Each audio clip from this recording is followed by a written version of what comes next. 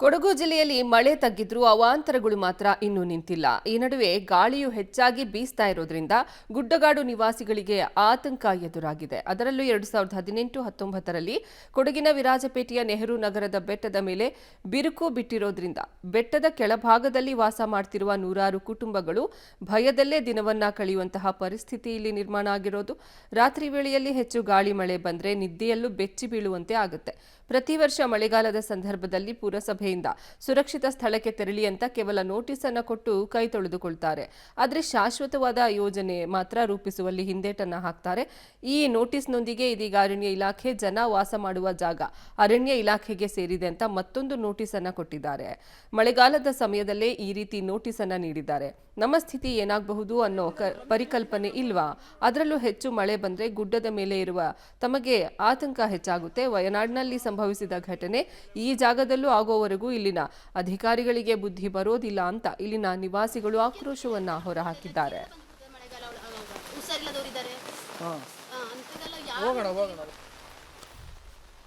ಇನ್ನು ಈ ಬಗ್ಗೆ ನಮ್ಮ ಪ್ರತಿನಿಧಿ ಪ್ರತ್ಯಕ್ಷ ವರದಿಯನ್ನ ನೀಡಿದ್ದಾರೆ, ನೋಡೋಣ.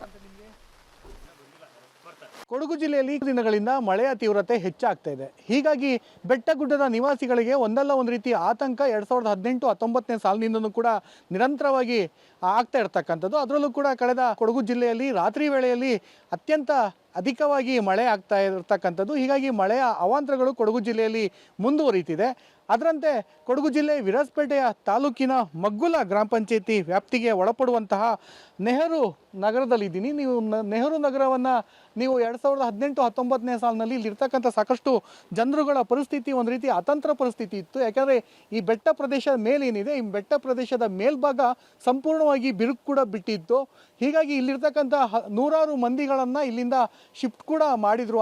ಅವತ್ತು ಪ್ರತಿ ವರ್ಷವೂ ಕೂಡ ಪ್ರತಿ ಮಳೆಗಾಲ ಬಂತಂದರೂ ಇದು ಒಂಥರ ಡೇಂಜರ್ ಝೋನಾಗೆ ಪರಿವರ್ತನೆಗೊಳ್ಳುತ್ತೆ ಈ ಬೆಟ್ಟ ಪ್ರದೇಶ ಎಲ್ಲವೂ ಕೂಡ. ಹೀಗಾಗಿ ಆ ಮೇಲ್ಭಾಗ ಆ ಮನೆ ಏನು ಕಾಣ್ತಿದೆ, ಆ ಮೇಲ್ಭಾಗದ ಮನೆ ಒಳಗಡೆ ಸಂಪೂರ್ಣವಾಗಿ 2018-19ನೇ ಸಾಲಿನಲ್ಲಿ ಬಿರುಕು ಬಿಟ್ಟಿತ್ತು. ಒಂದು ರೀತಿ ಭಯದ ವಾತಾವರಣ ಈ ಭಾಗದಲ್ಲಿತ್ತು. ಯಾಕಂದರೆ ಗುಡ್ಡ ಸಂಪೂರ್ಣವಾಗಿ ಕುಸಿದ್ರೆ ಇಲ್ಲಿರ್ತಕ್ಕಂಥ ನೂರಾರು ಮನೆಗಳು ಕೂಡ ಅವಶೇಷದ ಅಡಿಯಲ್ಲಿ ಸಿಲುಕೊಳ್ಳುತ್ತೆ ಅನ್ನೋದು ಗ್ರಾಮಸ್ಥರು ಮತ್ತು ಇಲ್ಲಿರ್ತಕ್ಕಂಥ ಏನು ಸಾರ್ವಜನಿಕರಿದ್ದರೆ ಒಂದು ರೀತಿ ಅವರು ಕೂಡ ಭಯಪಟ್ಟಿದ್ರು. ಹೀಗಾಗಿ ಕಾಳಜಿ ಕೇಂದ್ರಕ್ಕೂ ಶಿಫ್ಟ್ ಮಾಡಿದರು. ಈಗ ಪರ್ಯಾಯವಾಗಿ ಮನೆ ಕೊಡ್ತೀವಿ, ನಿವೇಶನ ಕೊಡ್ತೀವಿ ಅಂತ ಜಿಲ್ಲಾಡಳಿತ ಕಳೆದ ಹಲವಾರು ವರ್ಷಗಳಿಂದ ಹೇಳ್ತಾ ಬಂದರೂ ಕೂಡ ಇಲ್ಲಿಯ ಜನಗಳಿಗೆ ಇಂದಿಗೂ ಕೂಡ ಶಾಶ್ವತವಾದಂತಹ ಒಂದು ನಿವೇಶನದ ಯೋಜನೆ ಏನಿದೆ ಅದನ್ನು ಮಾತ್ರ ಇನ್ನೂ ಕೂಡ ಪರಿಗಣಿಸಿಲ್ಲ. ಹೀಗಾಗಿ ಯಾವ ಅಪಾಯದಲ್ಲಿ ಇರ್ತಕ್ಕಂಥ ಮನೆಗಳಲ್ಲಿ ಸುರಕ್ಷಿತ ಅಲ್ಲ ಅಂತ ಇದ್ದರೂ ಆ ಸುರಕ್ಷಿತ ಇಲ್ದಿರ್ತಕ್ಕಂಥ ಮನೆಯಲ್ಲೇ ಇದೀಗ ಮತ್ತೆ ವಾಸವನ್ನು ಮಾಡುವಂತಹ ಪರಿಸ್ಥಿತಿ. ಹಳೆ ಮನೆಗಳು ಏನಿತ್ತು ಅದೆಲ್ಲವೂ ಕೂಡ ತೆರವು ಮಾಡಿ ಮತ್ತೆ ಅದೇ ಜಾಗದಲ್ಲಿ ಅವರೇ ಜಾಗವನ್ನು ಸಮತಟ್ಟು ಮಾಡಿ ಮತ್ತೆ ಮನೆಗಳನ್ನು ನಿರ್ಮಾಣ ಕಾರ್ಯ ಕೂಡ ಮಾಡಲಿಕ್ಕೆ ಮುಂದಾಗ್ತಾ ಇದ್ದಾರೆ.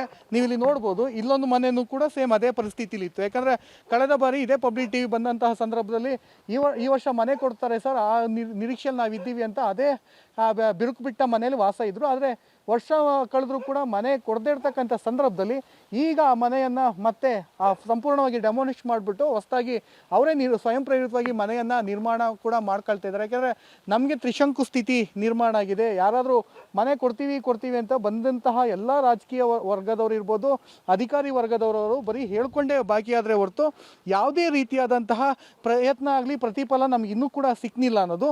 ಈ ಒಂದು ಸಂದರ್ಭದಲ್ಲಿ ಪ್ರತಿ ವರ್ಷವೂ ಕೂಡ ಏನು ಪಟ್ಟಣ ಪಂಚಾಯಿತಿ ಏನು ಈ ವ್ಯಾಪ್ತಿಯಲ್ಲಿ ಬರುವಂತಹ ಅಧಿಕಾರಿಗಳು ಬಂದು ಇವರಿಗೆ ನೆಪ ಮಾತ್ರಕ್ಕೆ ಪ್ರತಿ ವರ್ಷವೂ ಏನು ಒಂದು ನೋಟಿಸ್ ಕೊಡ್ತಾರೆ, ಸುರಕ್ಷಿತ ಸ್ಥಳಗಳಿಗೆ ತೆರಳಿ ಅಂತ ಹೇಳ್ತಾರೆ.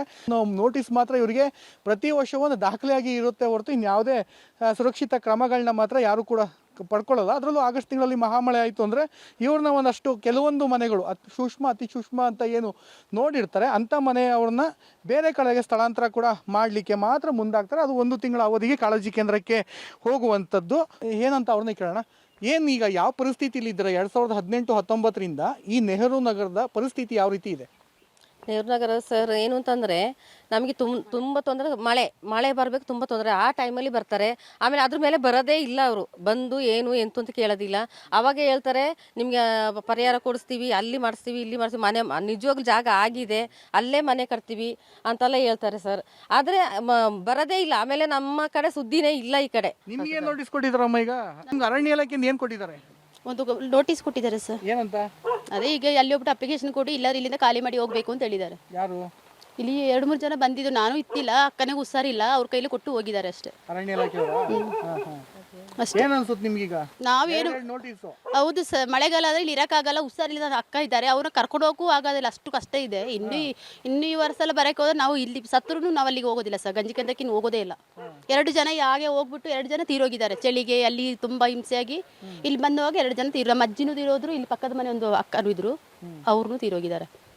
ಇನ್ನು ಹೋಗೋದಿಲ್ಲ ಅಂತ ಇದ್ದೀವಿ ನಾವು. ಮತ್ತೆ ಹುಷಾರಿದ್ದವ್ರನ್ನೆಲ್ಲ ಕರ್ಕೊಂಡು ಹೋಗಿ ಅಲ್ಲಿ ತುಂಬ ಹಿಂಸೆ ಆಗುತ್ತೆ ನಮಗೂ ಸಹ. ಕೇಳಿದ್ರಲ್ಲ, ಇದು ಇಲ್ಲಿಯ ನಿವಾಸಿಗಳಲ್ಲಿ ಇರುವಂತಹ ಕೆಲವೊಂದು ಆತಂಕಗಳು. ಯಾಕಂದರೆ ಪ್ರತಿ ಮಳೆಗಾಲ ಅಂತ ಬಂದಂತಹ ಸಂದರ್ಭದಲ್ಲಿ ಒಂದು ರೀತಿ ಪಟ್ಟಣ ಪಂಚಾಯಿತಿಯಿಂದ ಕಾಳಜಿ ಕೇಂದ್ರಕ್ಕೆ ಹೋಗಿ ಅನ್ನೋದು ಒಂದು ನೋಟಿಸ್ ಕೊಟ್ಟರೆ, ಮತ್ತೊಂದು ಅರಣ್ಯ ಇಲಾಖೆಯಿಂದ ಮತ್ತೊಂದು ನೋಟಿಸ್ ಕೊಟ್ಟಿರ್ತಕ್ಕಂಥದ್ದು. ಹೀಗಾಗಿ ಅವರಿಗೆ ತ್ರಿಶಂಕು ಸ್ಥಿತಿಯಲ್ಲಿ ಇಲ್ಲಿಯ ಗ್ರಾಮಸ್ಥರು ಮತ್ತು ಇಲ್ಲಿಯ ನಿವಾಸಿಗಳೇರಿದ್ರೆ ಒಂದು ರೀತಿ ಭಯದ ವಾತಾವರಣದಲ್ಲೇ ಇದ್ದಾರೆ ಅಂತಲೇ ಹೇಳ್ಬೋದು. ಕ್ಯಾಮ್ರಾಮನ್ ಶಿವ ಜೊತೆ ಮಲ್ಲಿಕಾರ್ಜುನ್, ಪಬ್ಲಿಕ್ ಟಿವಿ, ಮಡಿಕೇರಿ.